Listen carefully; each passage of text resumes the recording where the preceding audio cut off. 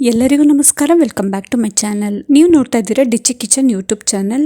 ಈಗಾಗಲೇ ನೀವು ತಮ್ಮನೇನಲ್ಲಿ ನೋಡಿರ್ತೀರಾ, ಹೇರ್ ಫಾಲ್ ಒಂದು ಸ್ವಲ್ಪ ಮಟ್ಟಿಗೆ ಆಲ್ಮೋಸ್ಟ್ 100% ಅಂತ ಹೇಳೋಕ್ಕಾಗಲ್ಲ, ಅಟ್ಲೀಸ್ಟ್ ಕಮ್ಮಿ ಆಗುವಂಥ ಒಂದು ಎಣ್ಣೆನ ಈ ವಿಡಿಯೋದಲ್ಲಿ ಹೇಗೆ ಮಾಡೋದು ಅಂತ ತೋರಿಸ್ಕೊಡ್ತೀನಿ. ಈ ವಿಡಿಯೋನ ಎಲ್ಲೂ ಕೂಡ ಸ್ಕಿಪ್ ಮಾಡದೆ ಪೂರ್ತಿಯಾಗಿ ನೋಡಿ. ಇನ್ ಕೇಸ್ ಏನಾದರೂ ಇಷ್ಟ ಆಗಿದ್ರೆ ಪ್ಲೀಸ್ ಒಂದು ಲೈಕ್ ಮಾಡಿ, ಶೇರ್ ಮಾಡಿ. ಹಾಗೆ ಹೊಸದಾಗಿ ನನ್ನ ಚಾನಲ್ನ ನೋಡ್ತಾ ಇದ್ದರೆ ಪ್ಲೀಸ್ ಇವಾಗಲೇ ಸಬ್ಸ್ಕ್ರೈಬ್ ಮಾಡ್ಕೊಂಡು ನೋಡಿ. ಜೊತೆಗೆ ನನ್ನ ಚಾನಲ್ಗೆ ಜಾಯಿನ್ ಆಗೋ ಮೂಲಕ ನನಗೆ ಸಪೋರ್ಟ್ ಮಾಡಿ. ಬನ್ನಿ ಇವಾಗ ವಿಡಿಯೋನ ಶುರು ಮಾಡೋಣ. ಕೆಲವರಿಗೆ ದಿನಾಲೂ ತಲೆ ಬಾಚ್ತಾನೆ ಇದ್ದರೆ ದಿನಾಲೂ ಇಷ್ಟಿಷ್ಟು ಕೂದಲು ಬರ್ತಾನೆ ಇರುತ್ತೆ, ಉದುರುತ್ತಾನೆ ಇರುತ್ತೆ. ಜೊತೆಗೆ ಸುಮ್ಮನೆ ಹೀಗೆ ಮಾಡಿಕೊಂಡ್ರೂ ಕೂಡ ಕೂದಲು ಉದುರುತ್ತೆ. ಆಮೇಲೆ ತಲೆ ಸ್ನಾನ ಮಾಡಿದ ಮೇಲೆ ಕೂದಲು ಉದುರೋ ಸ್ಟಾರ್ಟ್ ಆಗುತ್ತೆ. ಜೊತೆಗೆ ಕೆಲವರು ವರ್ಕಿಂಗ್ ಹೋಗ್ತಿರ್ತಾರೆ, ಅವ್ರಿಗೆಲ್ಲ ಏನಂತಂದರೆ ಡಸ್ಟ್ ಅಲರ್ಜಿ ಆದರೆ ಅಲ್ಲಿಂದ ಬಂದ ತಕ್ಷಣ ಏನಾದರೂ ಕೂಮ್ ಮಾಡಿದ್ರೆ ಸಾಕು, ಅದರಲ್ಲೇ ಸುಮಾರು ಒಂದು 100-200 ಕೂದಲು ಸಿಗೋ ಥರ ಉದುರೋದಕ್ಕೆ ಸ್ಟಾರ್ಟ್ ಆಗುತ್ತೆ. ಎಷ್ಟೊಂದು ಹೇರ್ ಪ್ರಾಡಕ್ಟ್ಗಳನ್ನ ಯೂಸ್ ಮಾಡ್ತೀವಿ, ಎಷ್ಟೊಂದು ಆಯಿಲ್ಗಳನ್ನ ಯೂಸ್ ಮಾಡ್ತೀವಿ, ಆದರೂ ಕೂದಲು ಉದುರೋದು ನಿಲ್ಲೋದಿಲ್ಲ. ಅಥವಾ ಸುಮಾರು ಸ್ಕಿನ್ ಕೇರ್ ಡಾಕ್ಟರ್ಗಳಿಗೆ ತೋರಿಸ್ತೀವಿ, ಅವ್ರು ಕೊಡೋ ಆಯಿಲ್ಗಳನ್ನೂ ಯೂಸ್ ಮಾಡ್ತೀವಿ, ಆದರೂ ಕೂದಲು ತುಂಬಾ ಉದುರುತ್ತಾ ಇರುತ್ತೆ. ಏನು ಮಾಡಿದ್ರೂ ಕಂಟ್ರೋಲ್ಗೆ ಬರ್ತಾ ಇರಲ್ಲ. ಮನೆಯಲ್ಲಿ ಹೇರ್ ಮಾಸ್ಕ್ಗಳು ಹಾಕ್ತೀವಿ, ಹೇರ್ ಪ್ಯಾಕ್ ಹಾಕ್ತೀವಿ, ಎಲ್ಲ ಮಾಡಿದ್ರೂ ಕೂಡ ಕೂದಲು ಕಂಟ್ರೋಲಿಗೆ ಬರೋದಿಲ್ಲ, ತುಂಬಾ ಉದುರುತ್ತಾ ಇರುತ್ತೆ. ಅಂಥವ್ರಿಗೆ ಇದೊಂದು ವಿಡಿಯೋ ಯೂಸ್ಫುಲ್ ಆಗುತ್ತೆ ಅಂತ ನನಗನ್ಸುತ್ತೆ. ಮೊದಲಿಗೆ ನಾವಿಲ್ಲಿ ಹೇರ್ ಫಾಲ್ ಯಾಕೆ ಆಗುತ್ತೆ, ಯಾವ್ಯಾವ ಪ್ರಾಬ್ಲಮಿಂದ ಹೇರ್ ಫಾಲ್ ಆಗುತ್ತೆ ಅನ್ನೋದನ್ನು ತಿಳ್ಕೊಳ್ಳೋಣ. ಹೇರ್ ಫಾಲ್ ಆಗೋದಕ್ಕೆ ಪ್ರಾಬ್ಲಮ್ ಇದೆ. ಹೇರ್ ಫಾಲ್ ಪ್ರಾಬ್ಲಮ್ಗೆ ಮೊದಲನೇ ಕಾರಣ ಏನು ಅಂತಂದರೆ ಸ್ಟ್ರೆಸ್ಸು. ತುಂಬಾ ಸ್ಟ್ರೆಸ್ ಇರುತ್ತೆ ಕೆಲವರಿಗೆ. ಮನೆ ಕೆಲಸ ಮಾಡ್ತಾ ಇರ್ಬೋದು ಅಥವಾ ಹೊರಗಡೆ ಹೋಗಿ ಡ್ಯೂಟಿ ಮಾಡೋರ್ಗಾಗಿರ್ಬೋದು, ಎಲ್ಲದೂ ಕೂಡ ಲೈಫಲ್ಲಿ ತುಂಬಾ ಸ್ಟ್ರೆಸ್ ಇರುತ್ತೆ. ಈ ಸ್ಟ್ರೆಸ್ಸಿಂದನೂ ಆಲ್ಮೋಸ್ಟ್ 90% ಕೂದಲು ಹೇರ್ ಫಾಲ್ ಆಗೋದಕ್ಕೆ ರೀಸನ್ ಅಂತಲೇ ಹೇಳ್ಬೋದು. ನಾವೆಷ್ಟು ಸ್ಟ್ರೆಸ್ ಮಾಡ್ಕೋತೀವೋ ಅಷ್ಟು ನಮಗೆ ಬಾಡಿಯಲ್ಲಿ ಹೆಲ್ತ್ ಇಶ್ಯೂಸ್ ಆಗುತ್ತೆ, ಜೊತೆಗೆ ಹೇರ್ ಫಾಲ್ ಕೂಡ ಆಗ್ತಾ ಇರುತ್ತೆ. ನಾವು ಸ್ಟ್ರೆಸ್ ಫ್ರೀ ಆಗಿದ್ದರೆ ತುಂಬಾ ಹೆಲ್ತ್ ಇಶ್ಯೂಸ್ ಎಲ್ಲ ಕಮ್ಮಿ ಆಗುತ್ತೆ. ಆಮೇಲೆ ಬಾಡಿಗೂ ಕೂಡ ತುಂಬ ಹೆಲ್ದಿಯಾಗಿರ್ಬೋದು. ಆಮೇಲೆ ಸ್ಟ್ರೆಸ್ ಕಮ್ಮಿ ಮಾಡಿಕೊಂಡಷ್ಟು ನಮಗೆ ಹೇರ್ ಫಾಲ್ ಕೂಡ ಕಂಟ್ರೋಲ್ ಬರುತ್ತೆ. ಹಾಗಾಗಿ ಸ್ಟ್ರೆಸ್ನ ಕಡಿಮೆ ಮಾಡಿಕೊಂಡು ಚೆನ್ನಾಗಿ ಹೊಟ್ಟೆ ತುಂಬ ಊಟ ಮಾಡಿ, ಹೆಲ್ದಿ ಫುಡ್ನ ತಿಂದು, ಚೆನ್ನಾಗಿ ನೀರು ಕುಡಿದು, ಚೆನ್ನಾಗಿ ನಿದ್ದೆ ಮಾಡಿದಷ್ಟು ಆರೋಗ್ಯವಾಗಿರ್ಬೋದು. ಕೂದಲು ಕೂಡ ಹೇರ್ ಫಾಲ್ ಆಗೋದು ಕಂಟ್ರೋಲ್ ಆಗುತ್ತೆ. ಜೊತೆಗೆ ಹೇರ್ ಗ್ರೋತ್ ಆಗೋದಕ್ಕೂ ಕೂಡ ಸಹಾಯ ಆಗುತ್ತೆ. ತುಂಬ ಚೆನ್ನಾಗಿ ನಿದ್ದೆ ಮಾಡಿದಷ್ಟು ಸ್ಕಿನ್ ಗ್ಲೋ ಆಗುತ್ತೆ, ಹೇರ್ ಕೇರ್ ಮಾಡ್ಕೊಬೋದು, ಹೇರ್ ಗ್ರೋತ್ ಆಗೋದಕ್ಕೆ ಸಹಾಯ ಆಗುತ್ತೆ. ಇನ್ನು ನೆಕ್ಸ್ಟ್ ಪ್ರಾಬ್ಲಮ್ ಹೇಳೋದಾದರೆ ಹಾರ್ಮೋನಲ್ ಇಂಬ್ಯಾಲೆನ್ಸ್ ಕೂಡ. ಕೆಲವರಿಗೆ ಹಾರ್ಮೋನ್ ಚೇಂಜ್ ಆದರೂ ಕೂಡ ಅದರಿಂದನೂ ಕೂಡ ಹೇರ್ ಫಾಲ್ ಆಗೋ ಚಾನ್ಸಸ್ ಇರುತ್ತೆ. ಹೇರ್ ಫಾಲ್ ಆಗ್ತಾನೆ ಇರುತ್ತೆ. ಹಾಗಾಗಿ ತುಂಬ ಚೆನ್ನಾಗಿ ಅಂದರೆ ಹೆಲ್ದಿ ಫುಡ್ನ ತಿಂತಾ ಇರಬೇಕು, ಚೆನ್ನಾಗಿ ನೀರು ಕುಡಿಬೇಕು. ನಾವು ಹೆಲ್ದಿ ಆಗಿದ್ದಷ್ಟು ನಮ್ಮ ಆರೋಗ್ಯ ಕೂಡ ಹೆಲ್ದಿ ಆಗಿರುತ್ತೆ. ಆಮೇಲೆ ನಮ್ಮ ಸ್ಕಿನ್ ಗ್ಲೋ ಆಗುತ್ತೆ, ನಮ್ಮ ಹೇರ್ ಕೂಡ ಗ್ರೋ ಆಗೋದಕ್ಕೆ ಸಹಾಯ ಮಾಡುತ್ತೆ. ಹಾಗಾಗಿ ಇದು ಕೂಡ ಒಂದು ಹೇರ್ ಫಾಲ್ 90% ಹೇರ್ ಡ್ಯಾಮೇಜ್ ಆಗೋದಕ್ಕೆ, ಹೇರ್ ಫಾಲ್ ಆಗೋದಕ್ಕೆ ಕಾರಣನೇ ಅಂತಲೇ ಹೇಳ್ಬೋದು. ಇನ್ನು ಮೂರನೇ ಪ್ರಾಬ್ಲಮ್ ಹೇಳೋದಾದರೆ ಹೇರ್ ಡ್ಯಾಂಡ್ರಫಿಂದ ಸಿಕ್ಕಾಪಟ್ಟೆ ಜನರಿಗೆ ಈಗಿನ ಕಾಲದಲ್ಲಂತೂ ತುಂಬಾ ಎಲ್ಲರಿಗೂ ಕೂಡ ಹೇರ್ ಡ್ಯಾಂಡ್ರಫ್ ಜಾಸ್ತಿನೇ ಆಗ್ತಾ ಇರುತ್ತೆ.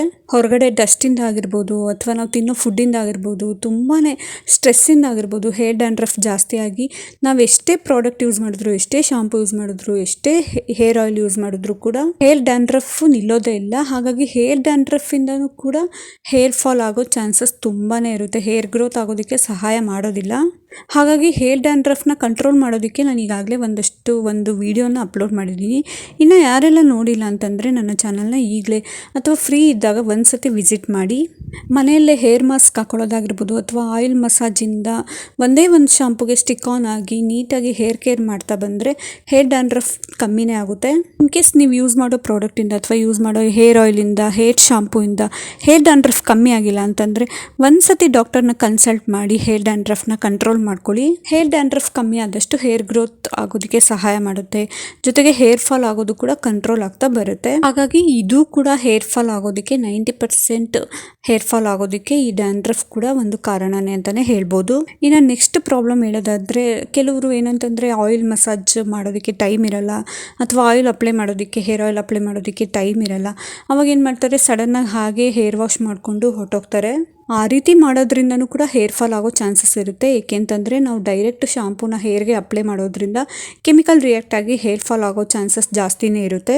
ಅದಕ್ಕೋಸ್ಕರ ಅಟ್ಲೀಸ್ಟ್ ವಾರದಲ್ಲಿ ಒಂದು 3 ಸತಿ ಆಗಲಿಲ್ಲ ಅಂತಂದ್ರೂ ಒಂದು 2 ಸತಿನಾದರೂ ನೀಟಾಗಿ ನಾವು ಹೇರ್ ವಾಶ್ ಮಾಡೋಕ್ಕೂ ಮುಂಚೆ ಹೇರ್ ಆಯಿಲ್ನ ಹಾಕಿ ಮಸಾಜ್ ಮಾಡಬೇಕು.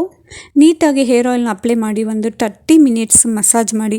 ಅಟ್ಲೀಸ್ಟ್ 30 ಮಿನಿಟ್ ಆಗಲಿಲ್ಲ ಅಂತಂದರೂ ಅಟ್ಲೀಸ್ಟ್ ಒಂದು 10 ಮಿನಿಟ್ ಆದರೂ ಮಸಾಜ್ ಮಾಡಿ ನೀಟಾಗಿ ಸ್ಕ್ಯಾಲ್ಪಿಂದ ಹೇರ್ ಲೆಂತ್ವರೆಗೂ ನೀಟಾಗಿ ಆಯಿಲ್ ಹಾಕಿ ಮಸಾಜ್ ಮಾಡಿ.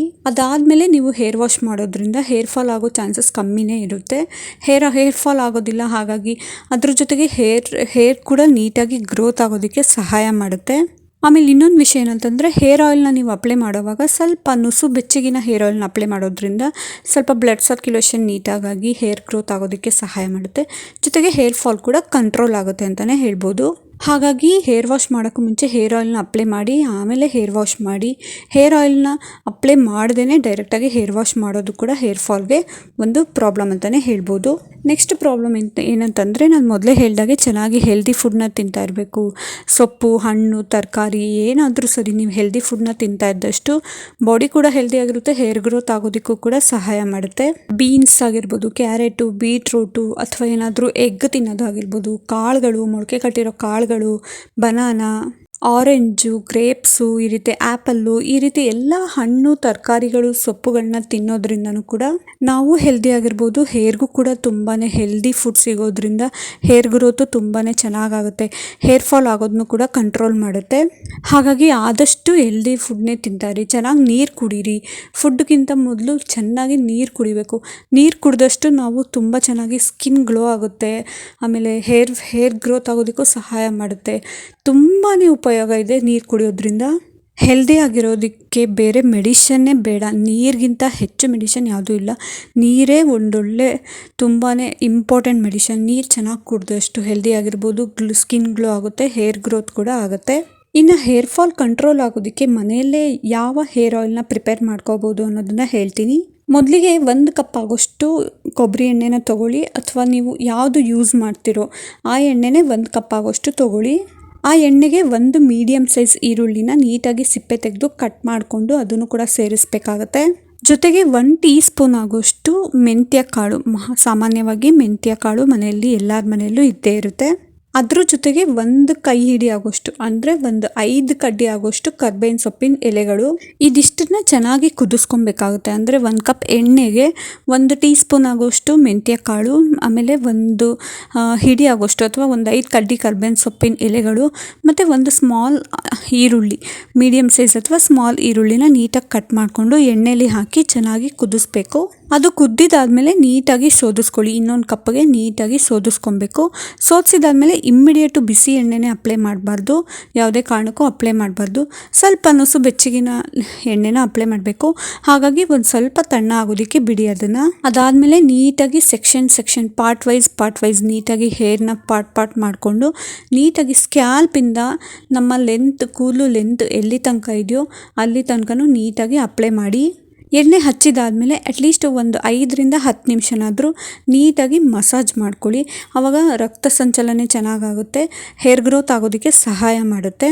ಅದಾದಮೇಲೆ ಮೈಲ್ಡ್ ಶಾಂಪೂಲಿ ಅಥವಾ ನೀವು ಯಾವ ಶಾಂಪೂ ಯೂಸ್ ಮಾಡ್ತೀರೋ ಆ ಶಾಂಪೂನಲ್ಲಿ ಹೇರ್ ವಾಶ್ ಮಾಡಿ. ಅಟ್ಲೀಸ್ಟ್ ಒಂದು 10ರಿಂದ 15 ನಿಮಿಷ ಹೇರ್ ಮಸಾಜ್ ಮಾಡಿದಾದಮೇಲೆ 15 ನಿಮಿಷ ಹಾಗೇ ಬಿಟ್ಟು ಅದಾದಮೇಲೆ ನೀವು ಯಾವ ಶಾಂಪೂ ಯೂಸ್ ಮಾಡ್ತೀರೋ ಆ ಶಾಂಪೂಯಿಂದ ಹೇರ್ ವಾಶ್ ಮಾಡ್ಕೊಳ್ಳಿ.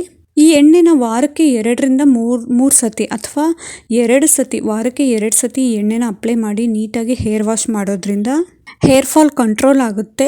ಇದು 1-2 ದಿನದಲ್ಲಿ ನಿಮಗೆ ಗೊತ್ತಾಗಲ್ಲ. ಅಟ್ಲೀಸ್ಟ್ 1 ತಿಂಗಳಾದರೂ ಕನ್ಸಿಸ್ಟೆನ್ಸಿಯಾಗಿ ಮೇಂಟೈನ್ ಮಾಡ್ತಾ ಬನ್ನಿ. ಈ ರೀತಿ ಆಯಿಲ್ನ ಯೂಸ್ ಮಾಡಿ ಹೇರ್ ವಾಶ್ನ ಮಾಡೋದ್ರಿಂದ ಹೇರ್ ಫಾಲ್ ಕಂಟ್ರೋಲ್ ಆಗುತ್ತೆ. 1 ತಿಂಗಳಾದಮೇಲೆ ನಿಮಗೆ ರಿಸಲ್ಟ್ ಗೊತ್ತಾಗುತ್ತೆ. ಸಡನ್ನಾಗಿ ಯಾವುದೇ ರಿಸಲ್ಟ್ ಗೊತ್ತಾಗಲ್ಲ. ಅಟ್ಲೀಸ್ಟ್ 1 ತಿಂಗಳಾದರೂ ಯೂಸ್ ಮಾಡಿ ನೋಡಿ, ನಿಮಗೆ ರಿಸಲ್ಟ್ ಗೊತ್ತಾಗುತ್ತೆ ಅಂತ ಹೇಳ್ತಾ ಈ ವಿಡಿಯೋನ ಇಲ್ಲಿಗೆ ಎಂಡ್ ಮಾಡ್ತಾ ಇದ್ದೀನಿ. ನನಗನ್ಸುತ್ತೆ ಈ ವಿಡಿಯೋ ನಿಮಗೆ ತುಂಬ ಯೂಸ್ಫುಲ್ ಆಗಿದೆ ಅಂತ. ಇನ್ ಕೇಸ್ ಏನಾದರೂ ಈ ವಿಡಿಯೋ ನಿಮಗೆ ಯೂಸ್ಫುಲ್ ಅನಿಸಿದ್ರೆ ಅಥವಾ ಈ ವಿಡಿಯೋ ಇಷ್ಟ ಆಗಿದ್ರೆ ನಿಮಗೆ ಪ್ಲೀಸ್ ಒಂದು ಲೈಕ್ ಮಾಡಿ, ನಿಮ್ಮ ಫ್ರೆಂಡ್ಸ್ ಆ್ಯಂಡ್ ಫ್ಯಾಮಿಲಿಗೆ ಶೇರ್ ಮಾಡಿ, ಮತ್ತು ಹೇಗೆ ಅನ್ನಿಸ್ತು ಅಂತ ನನಗೆ ಕಮೆಂಟ್ ಮಾಡಿ. ನೆಕ್ಸ್ಟ್ ನಿಮಗೆ ಇನ್ಯಾವ ಥರ ವೀಡಿಯೋಸ್ಗಳು ಬೇಕು, ಸ್ಕಿನ್ ಕೇರ್ ಬೇಕಾ, ಹೇರ್ ಕೇರ್ ಬೇಕಾ, ಯಾವ ಥರ ವೀಡಿಯೋಸ್ ಬೇಕು ಅಂತ ನನಗೆ ಕಮೆಂಟ್ ಮಾಡಿ. ನೆಕ್ಸ್ಟ್ ಅದ್ರ ಬಗ್ಗೆನೇ ನಾನು ವಿಡಿಯೋ ಮಾಡೋದಕ್ಕೆ ಟ್ರೈ ಮಾಡ್ತೀನಿ. ಅಲ್ಲಿವರೆಗೂ ನನ್ನ ಚಾನಲ್ನ ಹೀಗೆ ನೋಡ್ತಾ ಇರಿ. ಹೊಸದಾಗಿ ಯಾರೆಲ್ಲ ನನ್ನ ಚಾನಲ್ನ ನೋಡ್ತಾ ಇದ್ದೀರಾ ಪ್ಲೀಸ್ ಸಬ್ಸ್ಕ್ರೈಬ್ ಮಾಡ್ಕೊಂಡು ನೋಡಿ. ಪಕ್ಕದಲ್ಲಿರೋ ಬೆಲ್ ಐಕಾನ್ನ ಕ್ಲಿಕ್ ಮಾಡಿ. ಜೊತೆಗೆ ಇನ್ನೂ ಯಾರೆಲ್ಲ ನನ್ನ ಚಾನಲ್ಗೆ ಜಾಯ್ನ್ ಆಗಿಲ್ಲ, ಜಾಯ್ನ್ ಆಗೋದ್ರ ಮೂಲಕ ನನಗೆ ಸಪೋರ್ಟ್ ಮಾಡ್ತಾಯಿರಿ. ಹೀಗೆ ನನ್ನ ಚಾನಲ್ನ ನೋಡ್ತಾ ಇರಿ. Thank you for watching. Next ವಿಡಿಯೋದಲ್ಲಿ ಸಿಗ್ತೀನಿ.